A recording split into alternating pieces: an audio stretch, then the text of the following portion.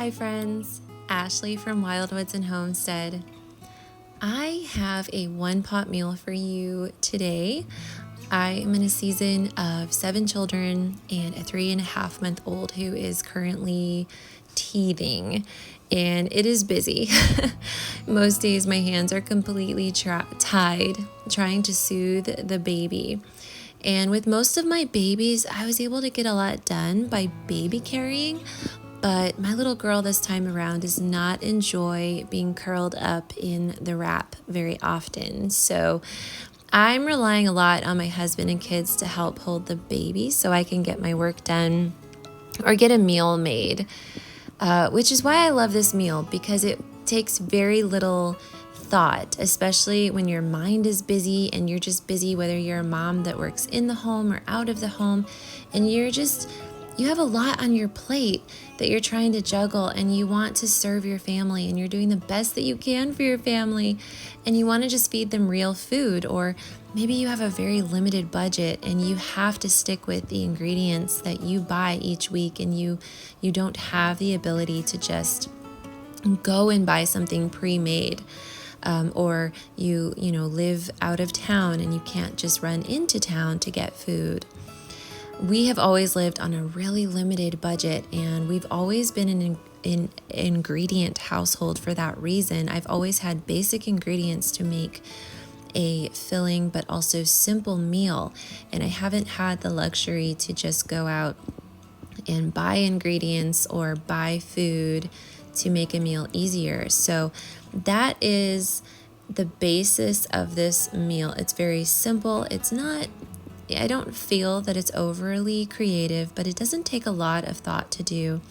It's based off of a shepherd's pie, and instead of boiling my potatoes and making mashed potatoes or having leftover mashed potatoes, I didn't have any of that, and I just wanted to use one pot.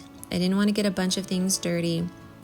I just scrub my potatoes, prick them with a fork, put them into a buttered cast iron skillet, and then I just put them in the oven and let them bake all day while I am getting work done. It might take a couple of hours, or I might be doing other baking, and I just slide that skillet of potatoes into my hot oven while it's cooking other things as well. And then I'm not wasting our propane. I'm trying to cook as many things as I can in that day. And those potatoes are just baking throughout the day, which leaves me room for these interruptions.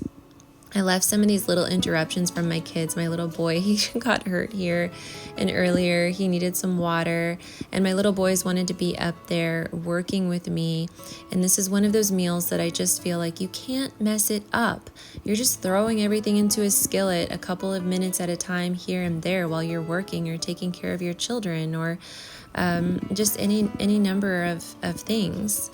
And that's what I love about this. So once those potatoes are baked, all I did was just cut them up and mash them and add some butter, salt and pepper and garlic.